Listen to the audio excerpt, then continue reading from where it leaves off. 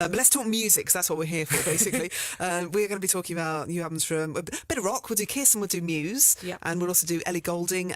First of all, though, we'll do the man who was in concert on Radio 2 on Thursday night, and that is Mika, who has a brand new album out. So what did you think? What did you make of this album? I wasn't a Mika fan before now. I'm not necessarily a Mika fan now, but, this is his third album. I remember that when Life in Cartoon Motion came out, I loved it for a little while, and then it was just everywhere so much, and started getting my nerves for a little while. The last album I thought was a bit too over the top. The Boy Who Knew Too Much was in 2009. This one, it's a little bit calmer, a little bit more grown up. I started spotting more kind of classic sort of electronic pop references in there. There's a track called Overrated, which starts a bit like Kraftwerk's Tour de France, which I liked because I love a bit of Kraftwerk.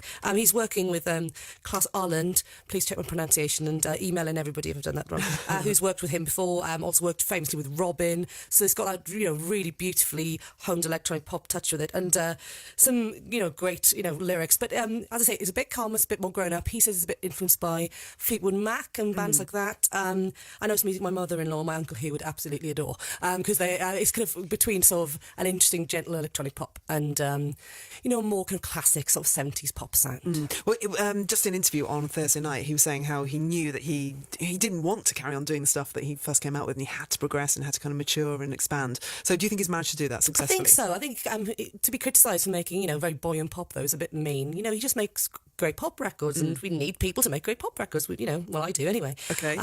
But the track I've picked is the title track, and it reminds me a bit of the Pet Shop Boys. It's got a slight vein of melancholy going through it, and lyrics about how love is a drug in different ways, which slightly conflict each other, but a nice rhyme of cigarette and Nicorette. Okay, so look out for that. This is Origin of Love from Mika.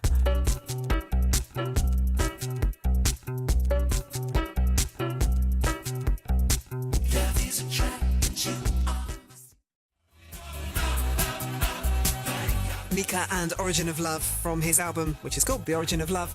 That one did stand out quite a lot when he performed in concert on Thursday, as did a track called Stardust, which a lot of the fans already knew really well. That's and kind love that. Powerful, kind of full on, isn't it, that one? Out of 5 then, what does this album get for you? 3. A 3 for Mika.